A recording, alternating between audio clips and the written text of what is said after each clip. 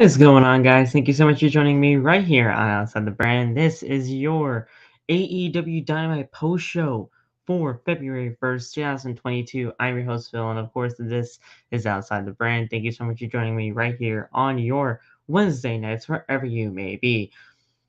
Guys, tonight's AEW Dynamite once again proves to be an absolutely amazing show, as always, ever since 2K23 rolled around.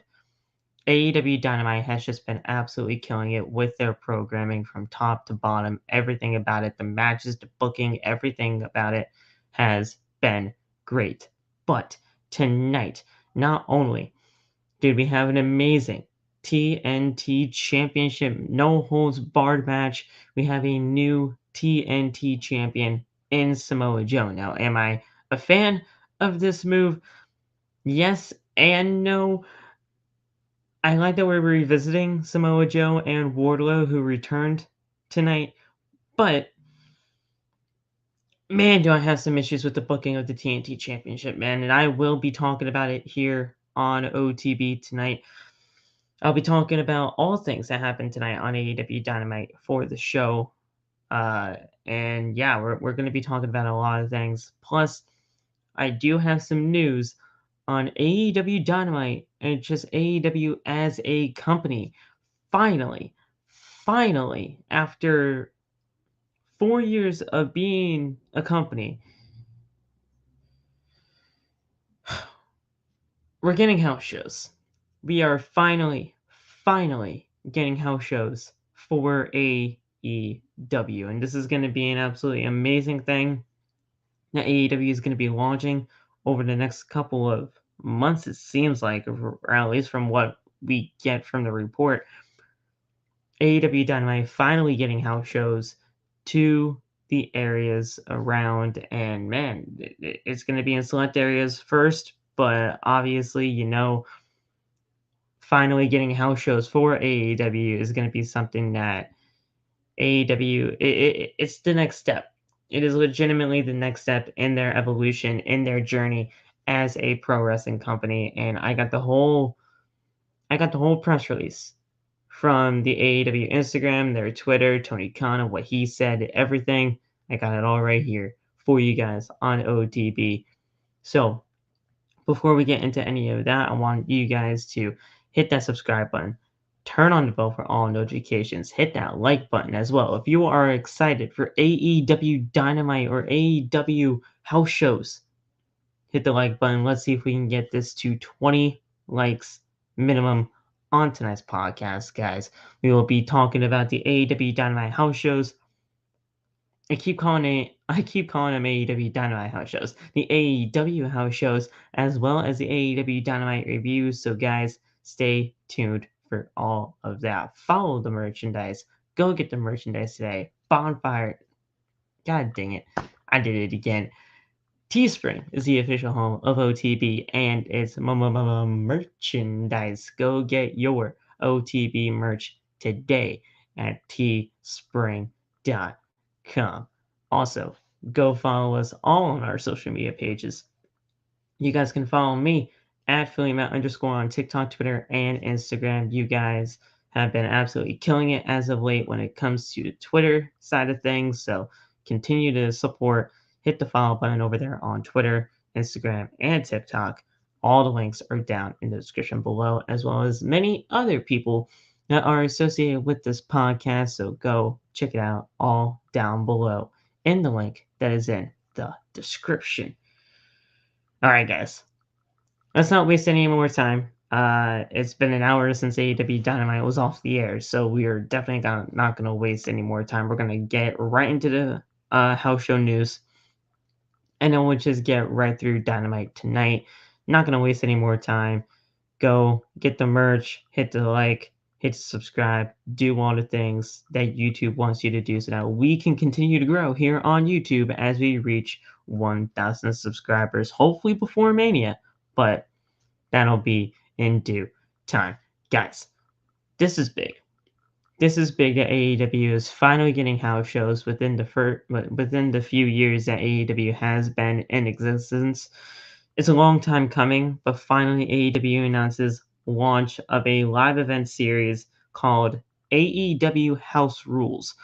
Now, AEW CEO, General Manager, and Head of Creative Tony Khan today announced that the launch of AEW House Rules, a live event series taking place on select weekends in markets around the country, continuing the promotion's meteoric rise and following the success of AEW Dynamite on Wednesdays on TBS and AEW Rampage on Fridays on TNT. Fans can expect an up close and personal experience at local venues along with spectacular and engaging environment. These non-televised live events will showcase an electrifying mix of matchups featuring the stars of AEW. Each event offers an even more immersive experience for fans, including customized merchandise, unique ways to engage with featured talent, and in-show interactions different from what they feature on televised AEW programming, which is really cool. I think that's going to be an absolutely an amazing aspect just to bring to these house shows alone.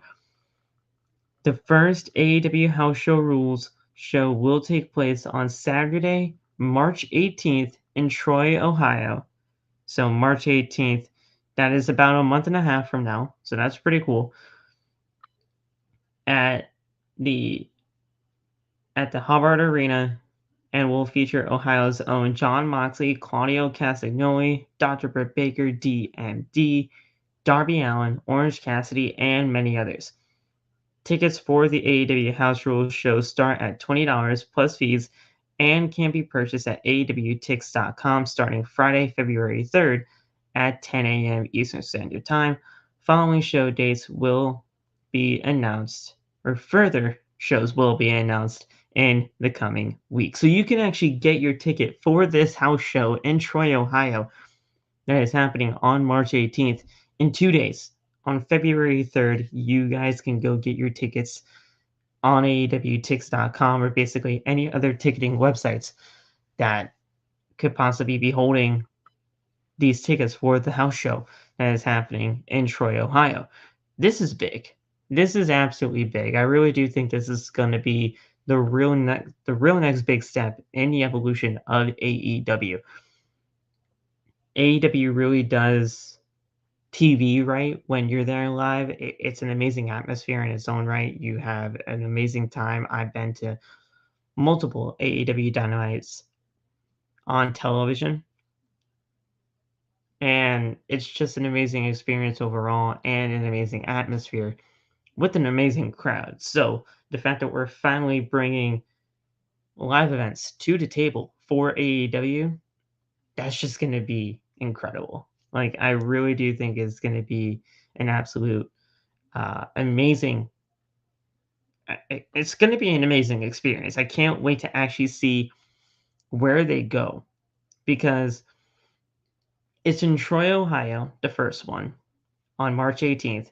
So I'm not too sure how big of a market that is. I don't know how big of an area Troy is in Ohio, but like I'm proud to say that like wherever these live events are gonna go, it is gonna be probably in a more intimate setting, and you are really gonna get the best when it comes to these AEW house shows, mainly because of the fact, I mean, look at this. You got John Moxley, Claudio Castagnoli, Britt Baker, Darby Allin, Orange Cassidy, and many others. Those are some of the best people on AEW television today. So you're getting the best at these AEW house shows, and you are going to be having an absolute blast watching these guys and girls just absolutely killing it, even if it's not in the storyline aspect. I mean, obviously, they'll probably continue storylines as we progress, and maybe we can even bring these house shows into canon and actually say, hey, at this past AEW house show, let's say John Moxley attacked Hangman Adam Page again, and then we get like a fourth match upcoming on AEW Dynamite television because of what happened at the house show. So a lot of good things can come from this. A lot of good things can come from this, and plus, this is also another great thing about it. WWE house shows, they love testing the waters. They love testing the waters when it comes to different types of feuds. I remember when they did an WWE house show, and they did Seth Rollins versus AJ Styles as a main event. They tested the waters with that. They tested the waters to see how the crowd would react to a match when it comes to AJ Styles and Seth Rollins. They love testing the waters when it comes to potential feuds and seeing how the crowd reacts to certain things. This could be an exact type of replica that AEW can use.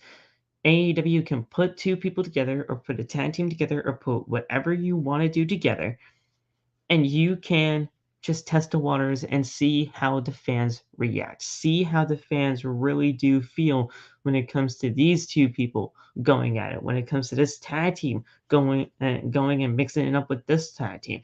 You can really make something happen here when it comes to these house shows, and you can really make something special when it comes to AEW television based on what the fan wants and based on how the fans react when it comes to these house shows. This is going to be an absolutely amazing experience, and you guys are definitely going to want to get your hands on these AEW house shows when they come to your city, because at the end of the day, it is AEW, it is professional wrestling, and that is what we all love to do. We all love to watch pro wrestling live or on television. It don't matter. We all just love pro wrestling, and it's just going to be a great thing for AEW at the end of the day. I really do think this is going to be a step up, and I really do think that these fans are going to appreciate it. The fans are going to appreciate it. AEW is going to appreciate it. The talent's going to be appreciative of it. I absolutely adore this idea, and I cannot wait to see what they do from here on out and how they can improve these house shows, because this is going to be the first one in Troy, Ohio. Obviously, it might have some kinks along the way. We're going to get some kinks here and there, but there's a lot of improvement. There's a lot of improvement needing to be made, and there's a lot of improvement that could be made in the years and months to come as these house shows continue to roll out into cities that they go through. So I really do think this is going to be a cool idea, and I think we're going to get the best out of all of this, and it's just going to be a nice evolution as years to come for AEW. I think it's just a great idea, and we're gonna have an amazing experience going through these. So yeah, I like it. Tell me what you guys think in the live chat below. Are you excited for house shows finally happening when it comes to AEW? And if so, make sure that if they ever do come to your city, maybe it's not going to be for a Dynamite taping, maybe it's not going to be a Rampage taping, but if you're going to an AEW house show, it's going to be in a more intimate setting, and it's going to be a lot of fun, mainly because of the fact that you're just getting fun matches just for the hell of it, man. That's going to be awesome. And I think it's just going to be a really cool thing to see. So when they come to your city, make sure you grab that opportunity to get those tickets, because who knows, maybe you can see the next top feud in AEW happening before your very eyes, before we even see it on AEW television. It's kind of cool. It's kind of a cool aspect. We do have some quotes here from Tony Khan as well. I do have to pick that. I do have to.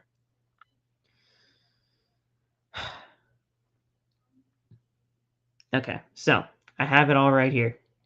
And it says, quote, "As a longtime fan of professional wrestling who grew up attending house shows, AEW House Rules is an exciting next step in our journey, giving fans a new level of access to top-tier professional wrestling," said Tony Khan. "We're always looking for meaningful ways to engage with our fans, and AEW House Rules will be a great way for them to connect with our incredible talent, and experience AEW in an intimate setting. Exactly what I thought. Exactly what I thought and said. I mean, you guys legitimately heard me say that. It's going to be in a more intimate setting, and that is exactly what Tony Khan said. It's like we're goddamn twins.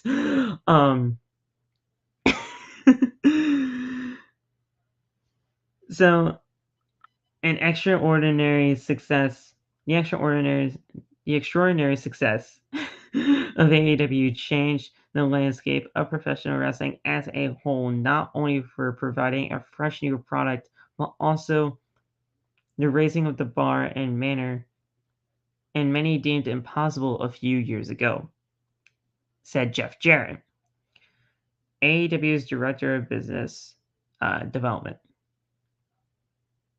Now, as we expand to house shows, fans can expect an innovative approach and get up close with the best talent of professional wrestling. In addition of satisfying a passion of diehard fans, we're excited about creating new fans of all ages through these entertaining events. I'm looking forward to teaming with Jeff Jarrett to oversee an expansion and growth of our live event touring schedule, said Raphael Murphy, AEW's VP of Live Events. AEW House Rules ramps up our commitment and to create positive, memorable experiences for fans and our shows, and we're thrilled to kick off the initiative on March 18th in Troy, Ohio. And that's what the press release says and states. This is going to be absolutely incredible. And I cannot wait to see where things go from here. I would love it if AEW Dynamite. I keep thinking Dynamite. If AEW house shows ever come to Connecticut, I'm going bar none. I don't care where I say it, I'm going bar none. Mainly because of the fact that I just like to see that type of aspect, that type of an atmosphere. Seeing what a Dynamite is compared to an AEW house show. That is going to be the most interesting part about it all. It's a non-televised event. House shows are non-televised, so I mean, it's going to be like I said and what Tony said. It's in a more intimate setting. It's not going to be too much pressure, not only on us but on the talent as well. It's not too much pressure. We don't have to figure out where things go, how the superstars have to look at the hard camera, whatever. It's nothing about that. You just go there and you have fun and you just professionally wrestle and you do the dang thing, and it's just a fun time and atmosphere. It's going to be a really good idea. And I really do think that it's not going to just help AEW, but help us get more fans into AEW, get more going when it comes to AEW. It's just going to be a really good idea, man. I see no negative when it comes to this. There is absolutely no negative when it comes to this, which is absolutely fantastic. Can't wait for it. I'm just stoked. I'm really stoked about it all. So this is going to be incredible.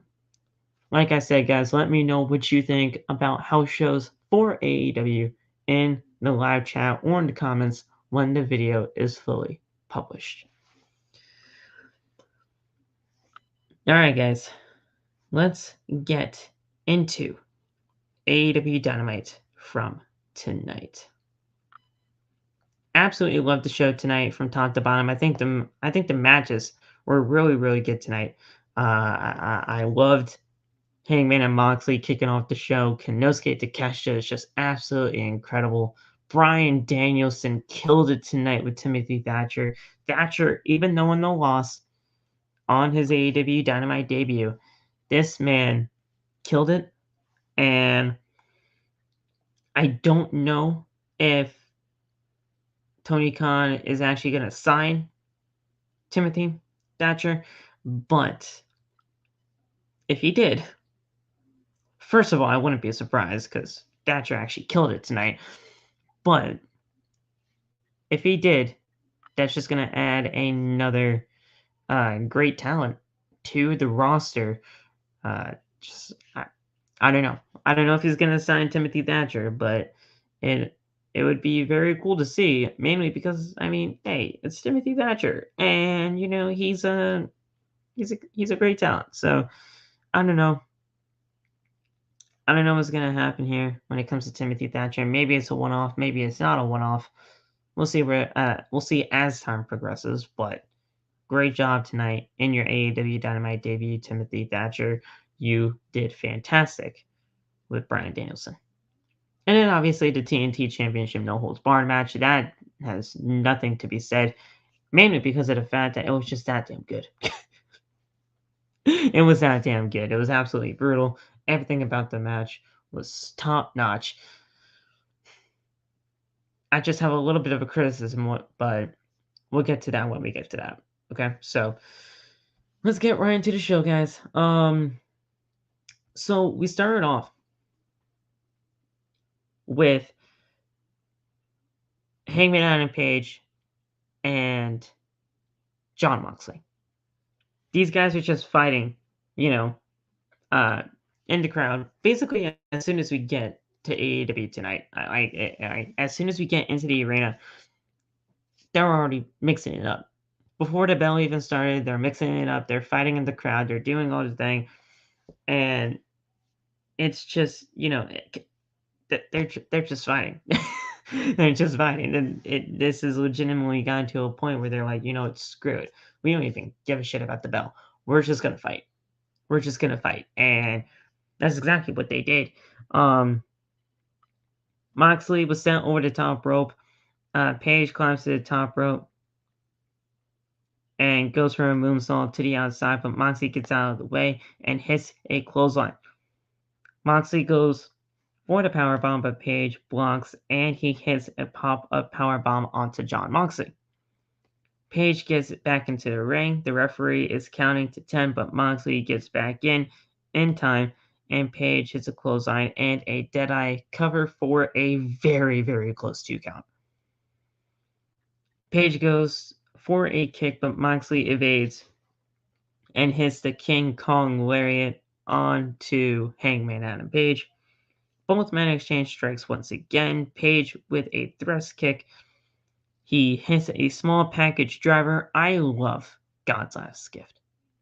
Small package drivers are just absolutely insane. They're brutal, especially if you know how to use them. The small package driver is just insane. And I call it God's Last Gift, mainly because Seth Rollins used to do that as Tyler Black, and that's what he used to call it. So I just call everything when it comes to a small package driver, God's Last Gift.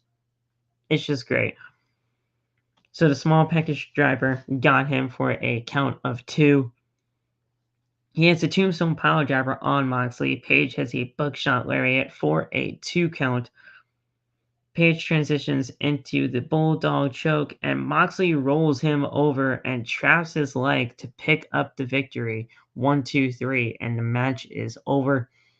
I love Taz on commentary because Taz was basically commenting on, listen, if you have a submission hold as your finisher, you better know how to reverse it. You better know how to reverse it. And the fact that John Moxley knew how to reverse it, he got the pinfall victory because of the reversal. He knew how to get the one up on Hangman Adam Page. John Moxley picked up the win, a very hard fought win, and we'll see where things go from there.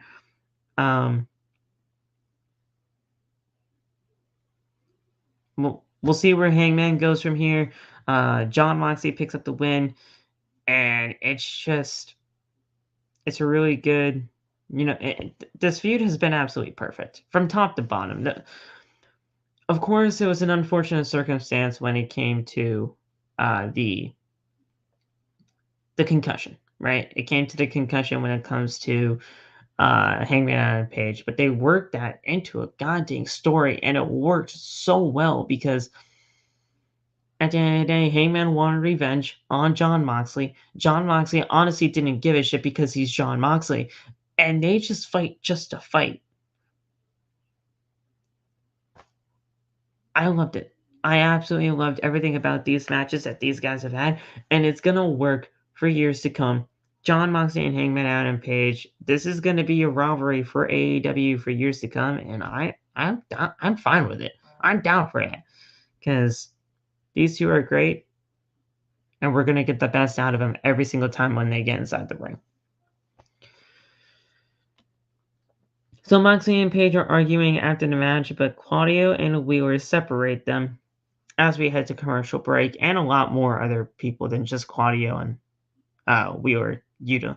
Uh, I don't even think we're done yet. I don't even think we're done yet. We had the trilogy, but I don't even think we're done yet. Like, how much more are we going to try to get this? But honestly, like I said earlier, I don't care. I don't care how many matches we get out of this. This is great television, so I'm fine with it either way. I am legitimately fine with it either way. So just give me more of this. I love John Moxley. I love Hangman Adam Page. Just give me more. Give me more, please. The Bunny and Jamie Hayter are backstage, and she challenges Hayter for an eliminator match, which she accepts. So if the Bunny beats Jamie Hayter, which she won't, I highly doubt it, but if she somehow does, she would get the next shot at Jamie Hayter and the AEW Women's World Championship. So we'll see. I highly doubt it, but you know, I hope this is just another way to get Jamie Hayter another win as AEW Women's Champion. Saraya and Tony Storm were actually shown on a TV monitor attacking Britt Baker backstage. So, first of all, Tony Storm and Saraya, they're fully fledged heels now at this point. If you're attacking Britt Baker in the way that you are, and Britt Baker, at this point, full fledged babyface. I don't know how I feel about Britt Baker being a babyface, but I mean, listen, if we're doing AEW originals versus, the WWE, the former WWE talent, I mean, I'm fine with this. I am perfectly fine with this. We just got to figure out how we're really trying to do the dynamic here. I love Britt Baker either way. You guys know I love Britt Baker either way, but Britt Baker as a babyface, I'm gonna have to get used to that. I'm gonna have to get used to that. So we'll see. We'll see where things go. But yeah, so she was being attacked in the parking lot earlier or later on in that segment. The Acclaimed were in action. They took on a jobber tag team. I could not get their tag team name, or I couldn't even get their names singles wise. I didn't. We don't know who the hell they were. But the Acclaimed won here. I mean, he hit Caster hit the mic drop, and that was basically it. It was legitimately a squash match. So the Acclaimed got the win as the AEW World Tag Team Champions. Following the match, the Guns came out. Colton says that, well, that was a good match. They said that they wanted to challenge them for the titles and expect an immediate answer.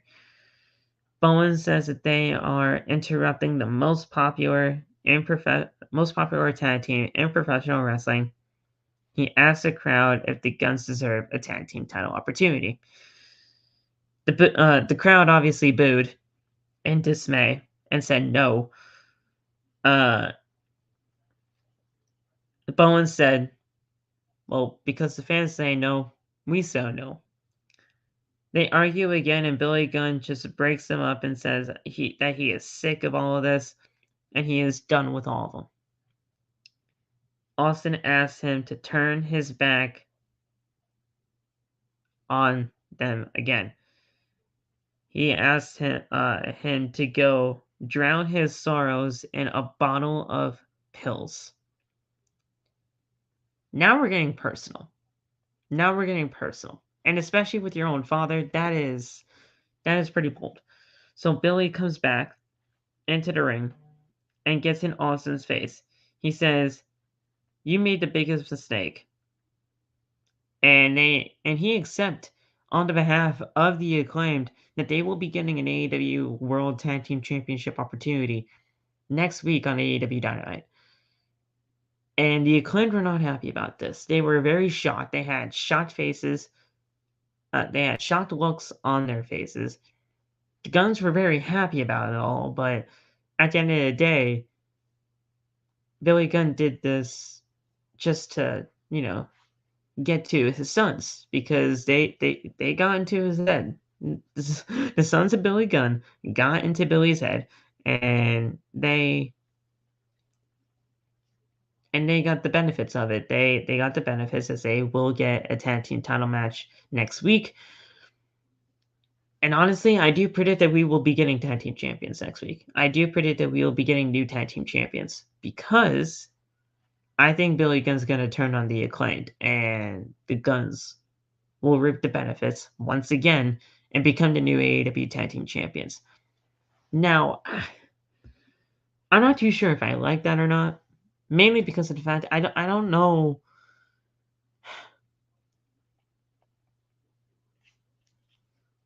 I don't know if we've seen enough of the Acclaimed as Tag Team Champions. Like, I'm looking up how long they have been Tag Team Champions.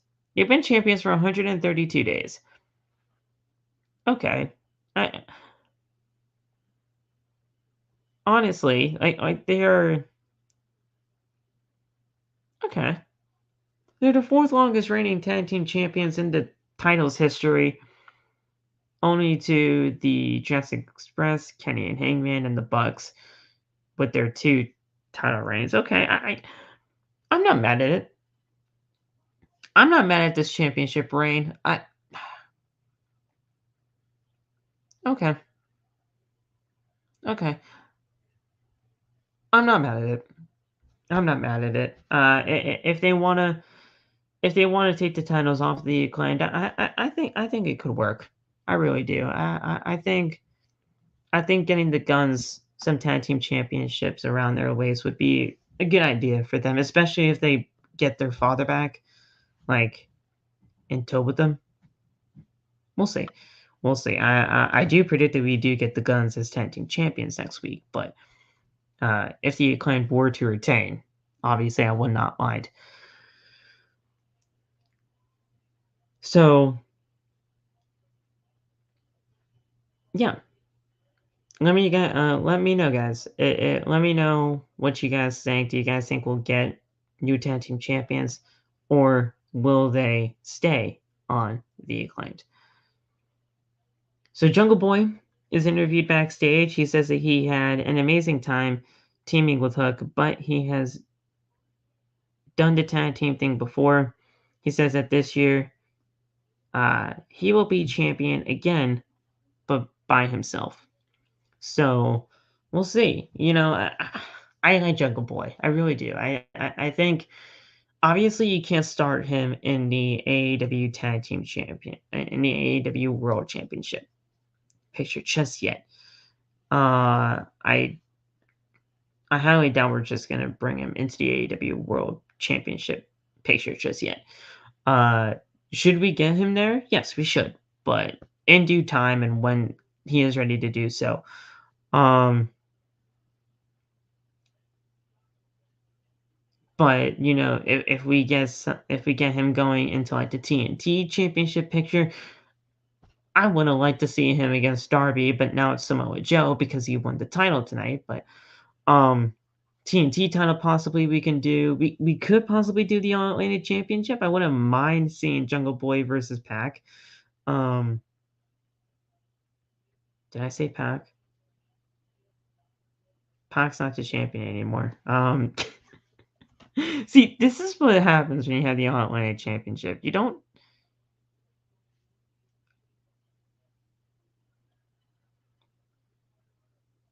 Orange Cassidy. It's Orange Cassidy. My bad. Pac was the first champion. But yeah, okay. So I wouldn't mind seeing. I definitely wouldn't mind seeing Orange Cassidy and Jungle Boy. That would actually be a really cool match. So, like, honestly, if we were to get Jungle Boy in a singles type role right now, and he wanted to go after a championship, you're not going to have him win against Samoa Joe. You're just not. So, if anything, going up against Orange Cassidy for the All Atlantic Championship, that could work for the time being. I don't think we have to take the title off of Orange Cassidy just yet. We're getting there. We're getting to a point where the All Atlantic Championship needs to change hands, but it's at a point now where we're trying to figure out what's going to be the best thing for that championship, because we've only had two title holders for this title, and at the end of the day, we're trying to really get this prestige going. Because while I think this title could be like the Intercontinental Championship of AEW, they have to work their way up to that, man. Like, they have to really work their way up in order to get the prestige that this title should have. And getting guys like Takeshita and Jungle Boy and, and many others that could be competing for this championship, it's a lot of work. It's a lot of work to get the prestige up for a new championship, but they can do it. You just gotta get the title and some great matches. And hopefully we'll get that soon when it comes to the All Atlantic title. Speaking of Takeshita, Tony, don't even get me started. We'll get to that TNT Championship debacle in a few. Speaking of Takeshita, we did have Takeshita taking on Brian Cage, and I have to say, even in the losses that Brian Cage has been taking over the last couple of weeks, this has been the best that Brian Cage has looked in basically his entire time here in AEW.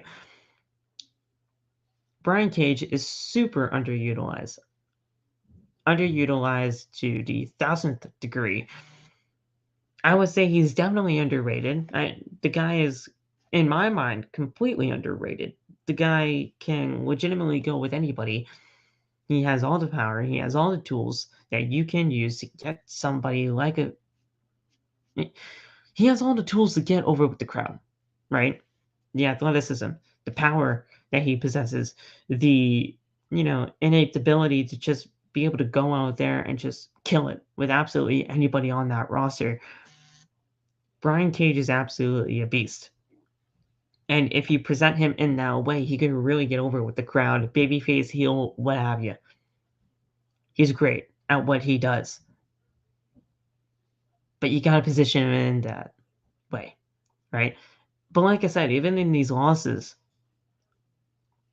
he's looking fantastic. Takeshita, I mean, everybody steps their game up when Takeshita is their adversary, is their opponent.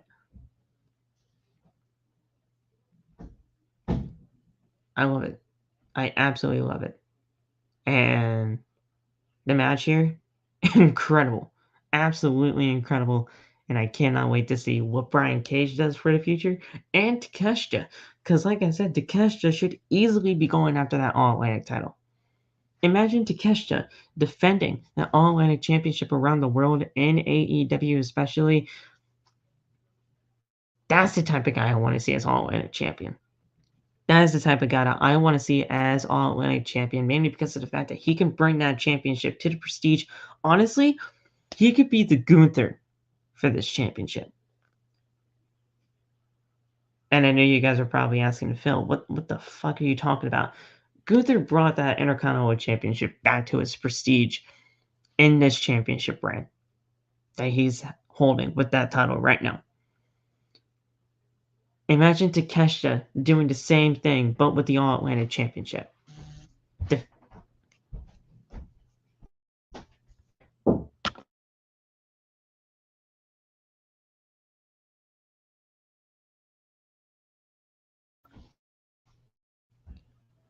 Imagine that. Sorry.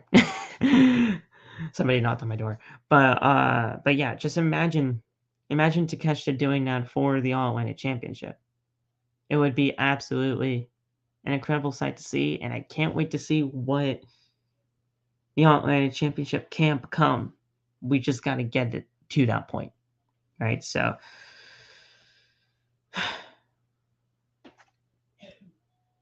we'll see.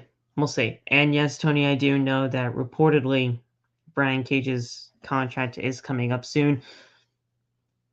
If he chooses to resign in AEW, I would not mind it. But if he does choose to go elsewhere, if he does not want to resign with the company, if he does just let it expire or whatever to go on to other pastures, I'm fine with that too. Because like I said, Brian Cage has all the tools to be a top guy in a professional wrestling company.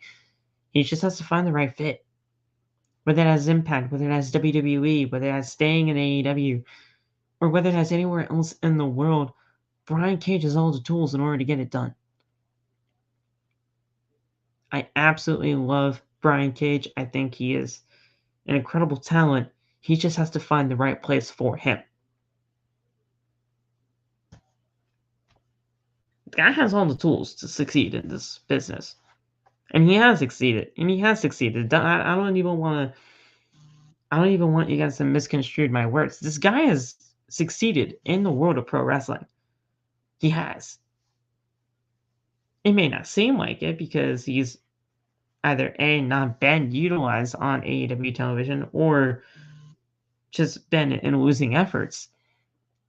But this guy has been doing some great things in the world of pro wrestling. I mean, just look at him in Lucha Underground. So, I mean, like the guy has all the tools. That's all I'm really saying. The guy has all the tools to succeed. We just got to get him in that right place. Takeshita picked up the win. Like I was saying before, he goes for a jumping knee, but is caught and gets hit with a buckle bomb by Brian Cage. He goes for the F5, but Takeshita counters into a Liger bomb cover for a very, very close 2 count. Cage then hits a backdrop driver, followed by a clothesline for a very close 2 count. I thought that was actually going to be it. Takeshita hits a brainbuster and does it again for a close 2 count. Cage then with a kick and hits the F5. He sets up on the top rope, but Takeshita hits an avalanche brainbuster and then hits a knee strike for the win and gets the job done. Takeshita gets the win. The JAS are interviewed backstage. Jericho says that Ricky didn't lose to a baseball bat. He lost to the JAS. He says that he has an idea. Sammy says that they need to run the Garcia Guevara gauntlet. Garcia says that the first Ricky has to beat Parker, and then he would have to beat Menard. Then he must defeat either Guevara or Garcia, and that is how he gets to Chris Jericho. If we get I'm pretty sure we're getting the gauntlet match next week. That is going to be an absolutely star-making performance for Ricky Starks. The guy is already a star. Don't get my words twisted. Ricky Starks is a star, and we all know this. We all love Ricky Starks. We all love what he brings to the table, and we all love how he approaches things in the world of pro wrestling. But this right here, that's going to solidify everything when it comes to his star power and when it comes to the charisma that this man brings to the table. He is going to go through the gauntlet. He is going to get Jericho at Revolution, and we are going to get an absolute barn burner. I love it. I absolutely love it. Whew. We're actually flying by with this review, guys. We got Timothy Thatcher, the TPS title match, and then an almost barn match, guys, and then we're almost done here. So, guys, I want to appreciate you guys so much for being here. this far into the review, we're absolutely killing it tonight.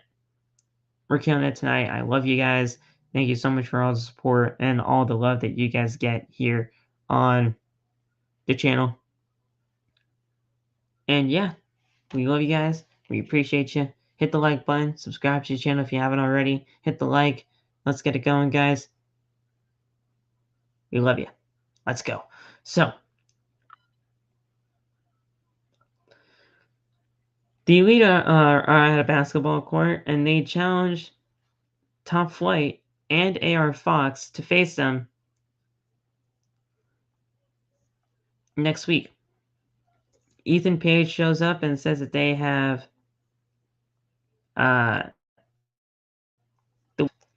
he challenges them to a match on AEW Rampage. Kenny Omega accepts the challenge. So we do have a Trios Championship match next week, or this coming Friday on Rampage.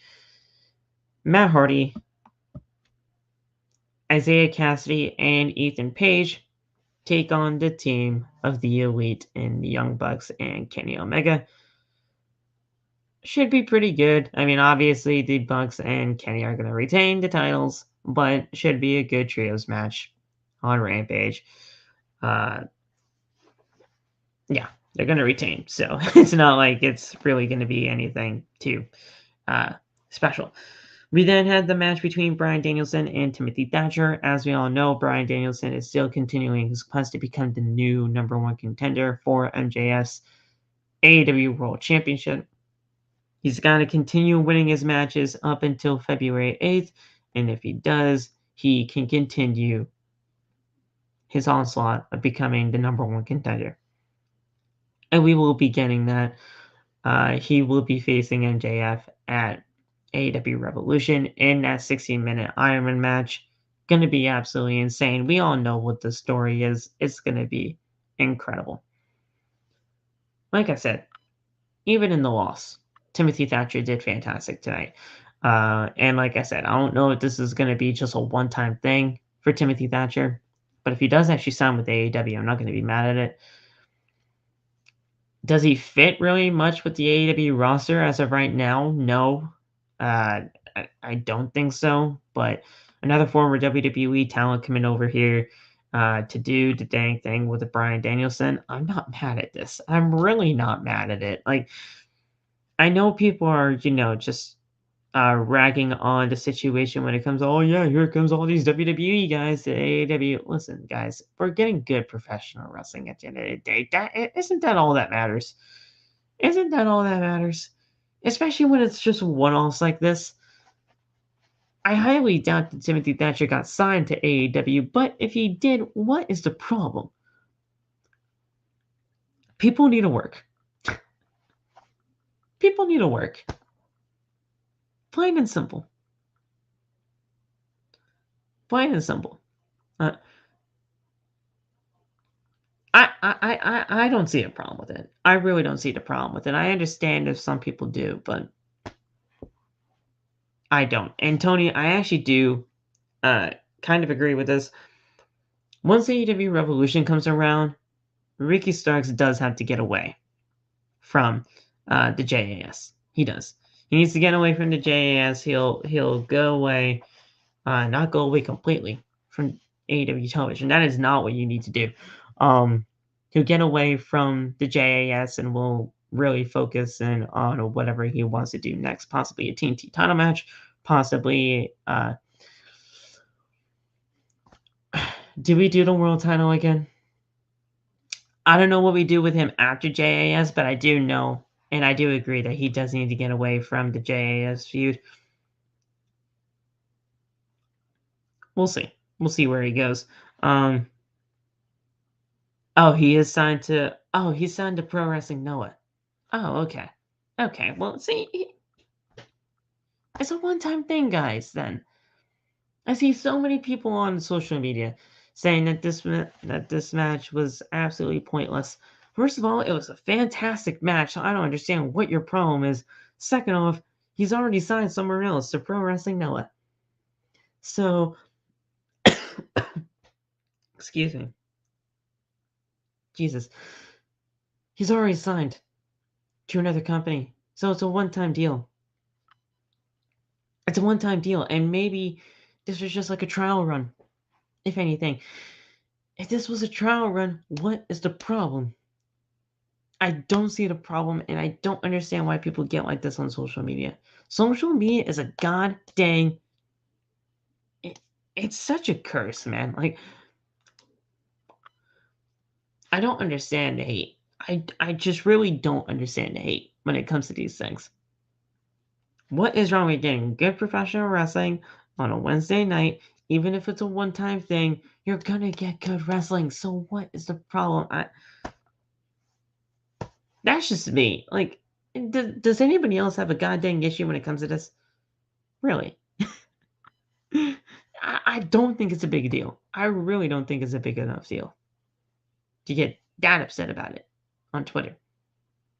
Twitter's a hellhole anyway, but still, like, I really need to get off Twitter. But if it wasn't for Twitter, we probably wouldn't have this. No. TikTok made this happen. TikTok made this podcast happen. But you get what I mean. Like, I update you guys on the podcast on Twitter. I do my live tweets for the shows on Twitter. Like, dude, I don't know. Twitter's a goddamn hellhole. They need to really figure things out over there on Twitter.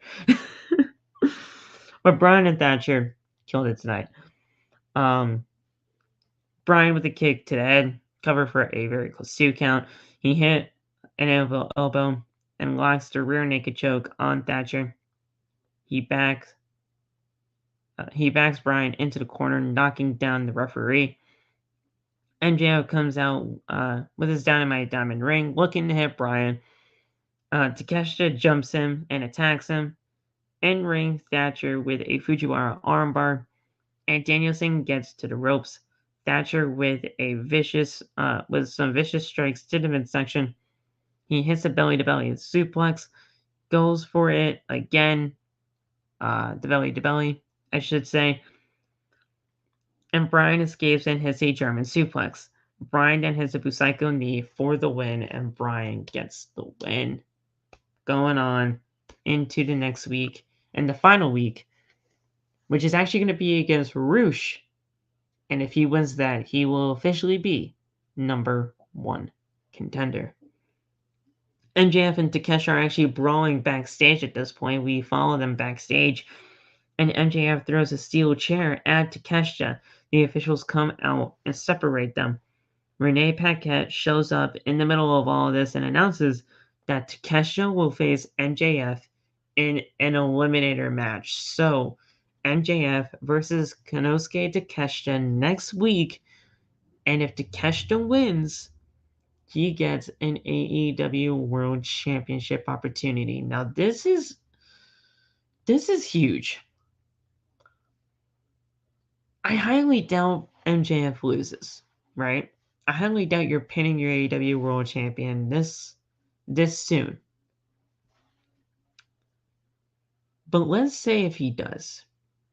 Let's say he pulls up a major upset and pins the AEW World Champion and gets the World Championship match in 2 weeks on Dynamite. I would not be opposed to that. AEW has been positioning Takeshita as one of its top stars for the last few weeks now. We all know this. We all know that Takeshita has the tools in order to get the job done and become a huge star within this company. I don't know about you, but if we were able to get Takeshita in a world championship type of program this soon, I would not be mad at it because he has all the tools to be in this spot so soon in his AEW career. I highly doubt it happens. I highly doubt MJF loses next week. But if he does, I'm not going to be mad at it. I'm not going to be mad at it. And honestly, at the end of the day, I kind of want to see a world title match between these two. I do.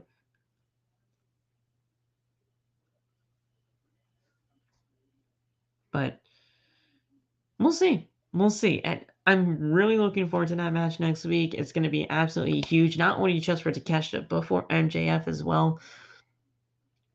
It's going to be really good. It's going to be really, really good. But yes, I do believe you are right, Tony, and I've said this myself. Konosuke Takeshita should be the next All Atlantic champion. He should beat Orange Cassidy and become the All Atlantic champion. Like I said, he could be the Gunther for that championship. Get that title as much prestige as it possibly could, with Konosuke Takeshita getting him in title defenses, just getting getting the match, like, not ratings up, but you get what I mean. Like putting him in high profile matches with Takeshita and putting out some barn burners with this championship on the line, I think it would be a great fit. And honestly, he can get that All Atlantic Championship to the Intercontinental Championship like level in prestige if they continue to do the right job with it. So Takeshita's first championship to me easily has to be the All Atlantic title. But like I said, if we did get somehow an AEW World Championship match with Takeshita in it, I would not be mad at it because he does have the tools to be here in that spot already.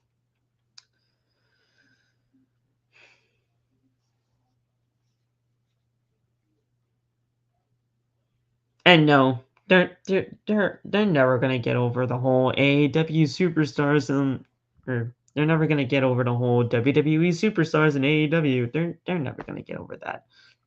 People are never gonna get over that, especially when new superstars come in. They're never gonna get over that. But it is what it is, and we're like almost 5 years into this company's existence. Crazy. It's crazy that we're actually almost in 5 years. It'll be 5 years in October, but yeah, it's kind of still crazy.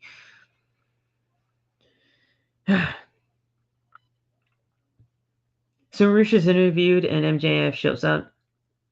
He offers him a boatload of cash, a briefcase filled with it, and will offer him 5 more briefcases filled with money if he can beat Bryan Danielson next week. Rush says that they have a deal, and MJF then asks him to get a job done and walk away. The TBS title was on the line next as Jade Cargill took on Red Velvet.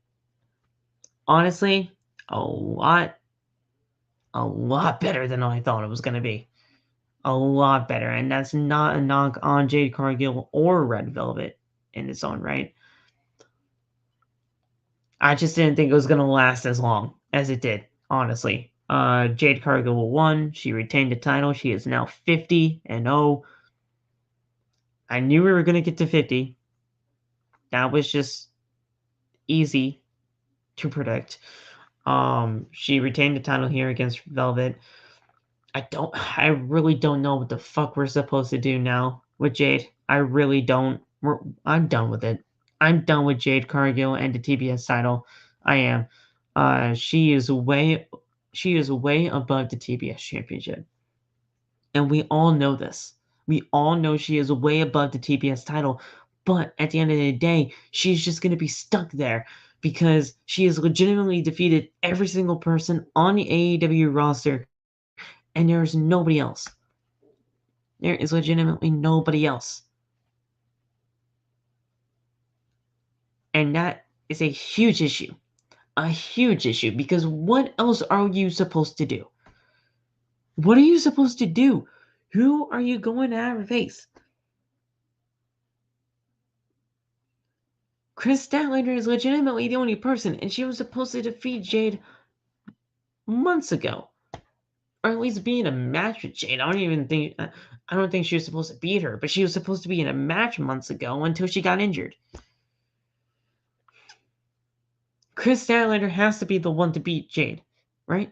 At this point, I thought it was gonna be Red. I thought it was gonna be Velvet tonight.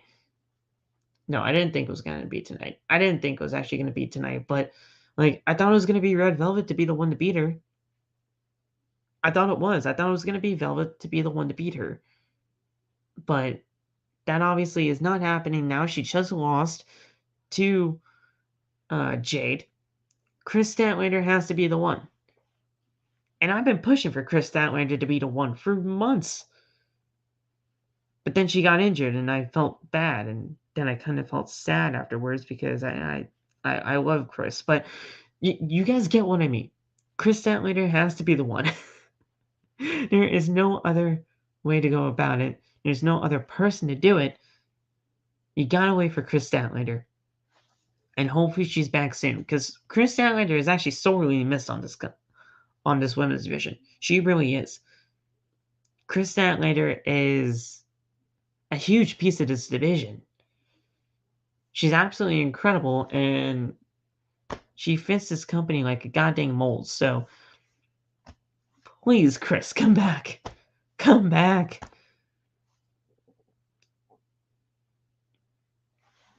So Renee is backstage with Britt Baker, who tells her that she is fine. Ruby Soho then comes out and asks her if she is okay. Britt says that those are her girls, so why should she care? Ruby says that she had nothing to do with that, but Britt tells her that she is good. And Ruby is like, all right. So I don't know what's going on here. I really don't. Like, I don't know. I don't know if Ruby Soho is trying to side with Britt Baker. I don't know if Ruby Soho is actually, just trying to get into the head of Britt, but actually siding with Saraya and Tony. Like, I don't know. I really don't.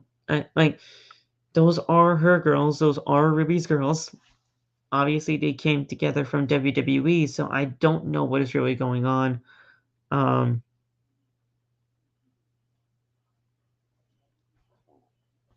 But we'll see where things go.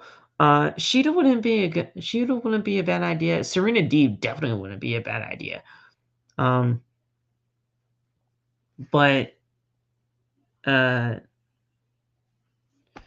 those are the three. Those are really the three that I would kind of like to see. Either Sheeta, Deeb, or Statlander.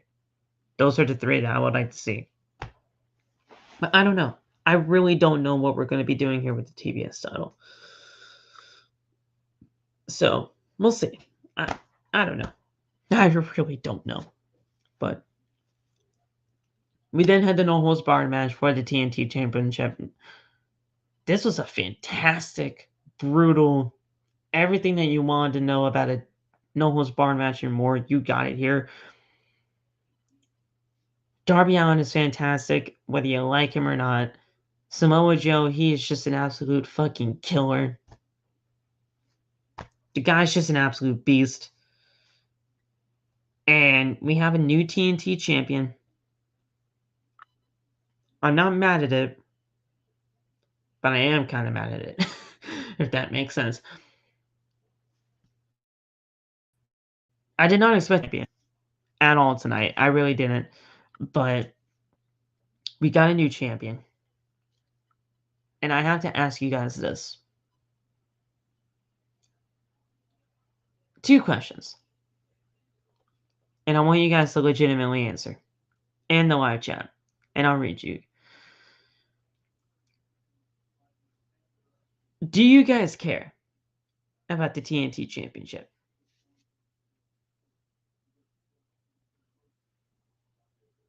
Because as of right now, I certainly don't. I don't give a single shit about the TNT Championship. This title has been very up and down. It's been a hot potato for months. I just don't care. I really don't care.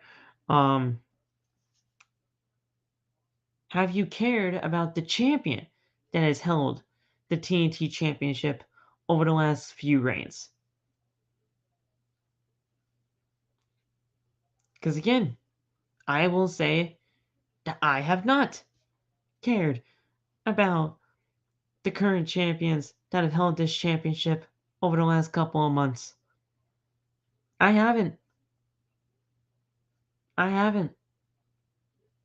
And honestly, it's not even the champion's fault. It is the goddamn booking of this goddamn title. The TNT Championship means absolutely fucking nothing. And you guys know me. I am brutally fucking honest because I care about this product.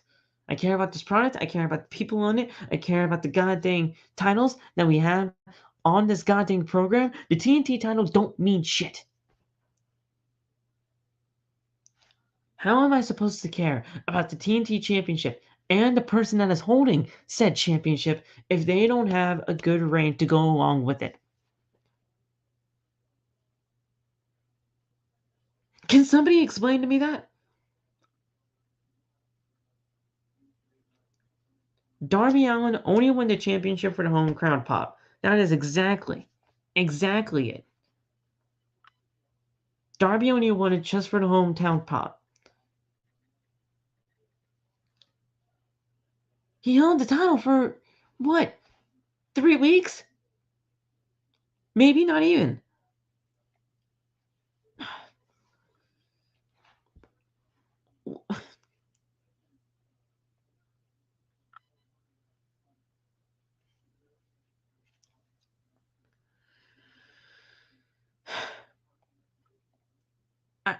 I don't get it. I just really don't understand. Samoa Joe only held for 46 days in his first championship win at Full Gear. He then lost it to Darby Allin on January 4th on Dynamite in Seattle. Only held it for 4 weeks, 28 days. And now Samoa Joe won it back in a no holds barred match. The King of Television was actually a really good repackaging of Samoa Joe becoming a two-time. Well, now he is a two-time TNT champion. But he had 2 championships. He had the Ring of Honor Television Championship and the TNT title. So giving him the King of the TV, King of Television, or whatever they called him, was a good repackaging for the guy. I love Samoa Joe. I love that he's being a killer. I love everything about Samoa Joe, but I do not care a single shit about this championship because Samoa Joe should have never lost it in the goddamn first place. If Samoa Joe was just going to win the championship back tonight, what was the whole point of having Darby Allin win the title in Seattle 4 weeks ago? He should have never lost the title. Samoa Joe, that is. Samoa Joe should have never lost the title.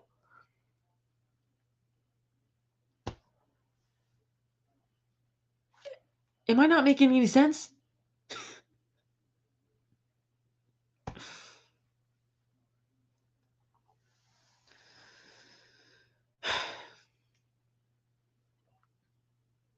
The title needs an actual program. That's what the title needs. The title needs an actual legit program with somebody, like an actual feud. Oh, and thank you, Tony. I didn't even get to that part. Wardlow came back. Wardlow came back. So now Wardlow is going after Samoa Joe and the TNT title. And don't even get me started on that shit because, I mean,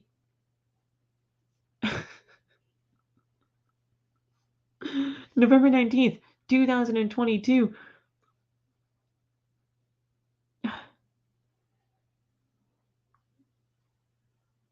We had a goddamn, we had a 3-way between Joe, Powerhouse, and Wardlow. And Joe won the title by, submitting Powerhouse. And then we got the haircut of Wardlow, and that's how you started the reign.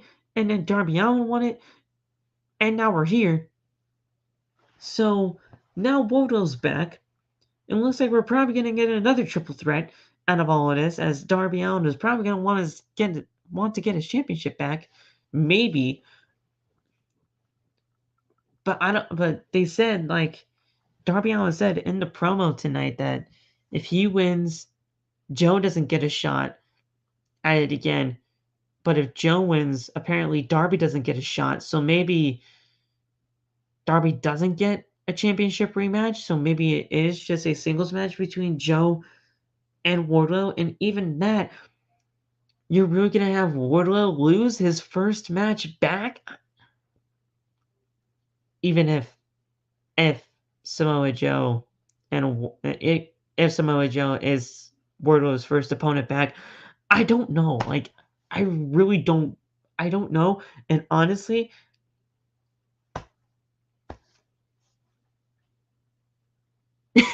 I'm fucking speechless because I don't know where they're going with this. And this is not a good I don't know where they're going with this. This is bad. This is a bad I don't know where they're going with this, because at the end of the day, what are we doing with the TNT title?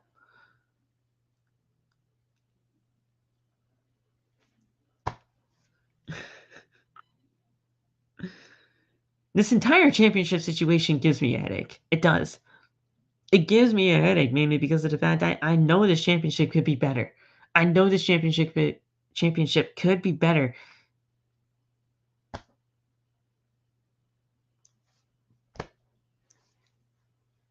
And we're just not doing the championship justice at all. Either Wardlow loses or Joe has another short reign. And I don't want that. Like, if Wardlow wins the championship in the next few weeks or at Revolution or what have you, bro, what was the point of having Wardlow lose the championship in any of this? Because Wardlow, I mean, he had a pretty good reign. He won the championship on the Dynamite in Rochester in a goddamn street fight with Scorpio Sky.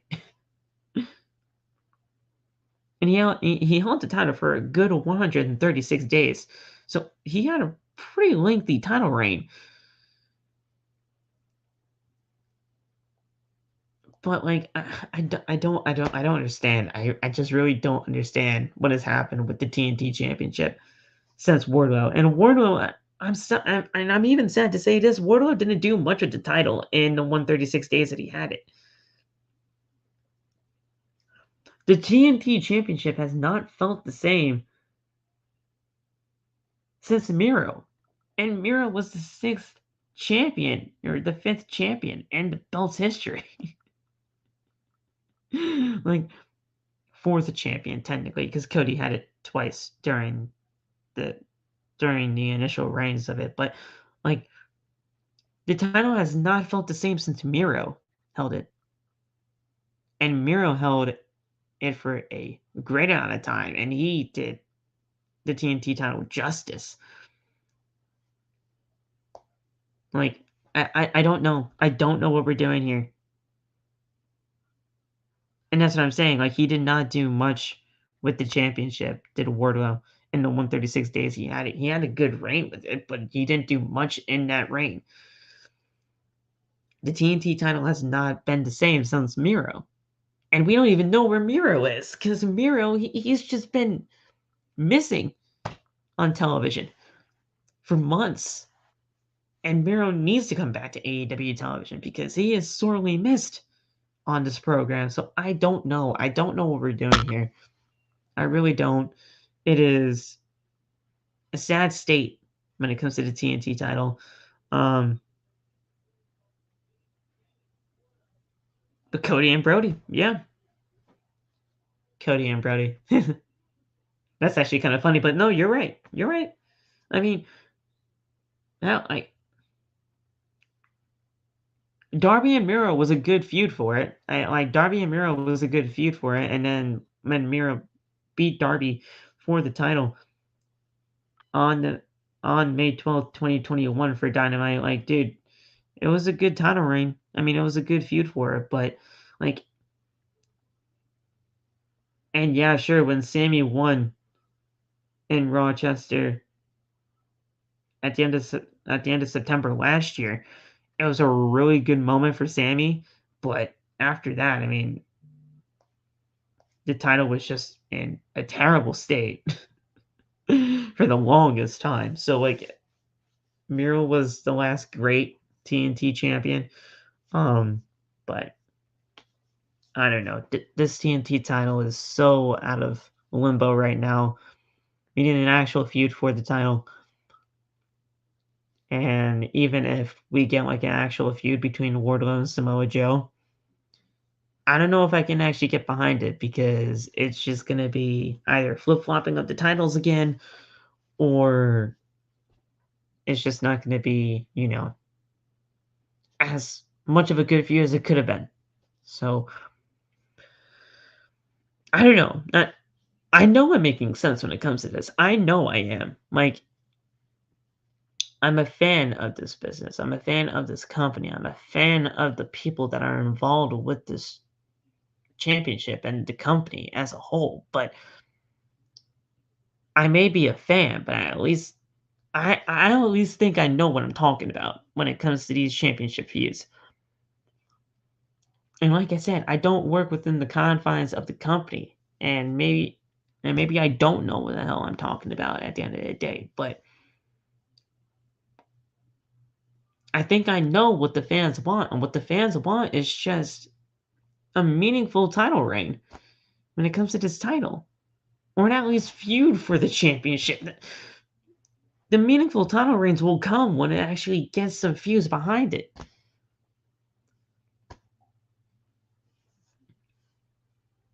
So, like, I don't know, but you know what? I had to just say we'll wait and see because that's honestly all we can do at this point. But that was your Dynamite tonight, guys. Like, that was your Dynamite. Following the match, Wardlow's music hit. He came out to the ring. He attacked Joe with some punches. He goes for a powerbomb, but Joe escapes, and Wardlow attacks some security as they were trying to contain him. And that was it. That was it. I mean, I didn't really go over much of the match. I'll go over some of the match now. But yeah, Samoa Joe's the new TNT champion. Then that's really all. Um, Joe hit a brainbuster. Joe throws a couple of steel chairs in the ring, and he sets them up. Joe hits back suplex on the chair. He goes for a power bomb, but Darby throws powder in Joe's eyes, and then hits a code red. Beautiful code red. He then hits the stunner. Darby then wears a hoodie filled with thumbtacks. He goes to the top rope and hits a coffin drop with the thumbtacked sweatshirt cover for a close 2 count. Darby then cuts the canvas ropes and he is exposing the wood that the ring is made out of. Darby then goes for a suicide dive, but Joe evades and he goes crashing through the table that is set up between the barricade and the floor pieces. Joe sends him back into the ring and places Darby's sweatshirt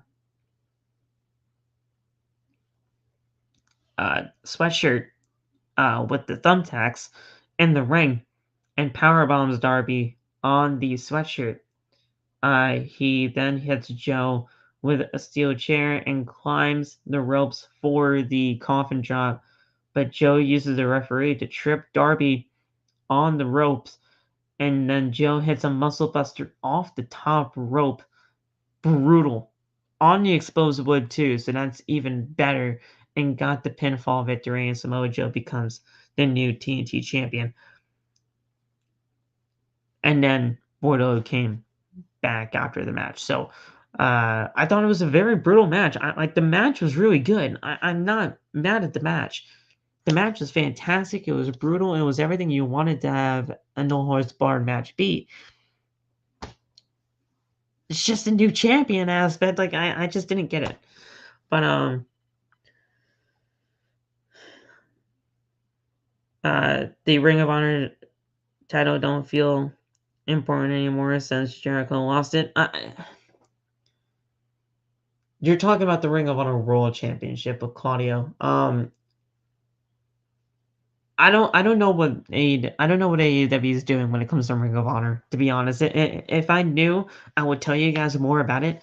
We're getting Supercard of Honor soon. I know that, but like other than that, I really don't know what's going on with the Ring of Honor side of AEW.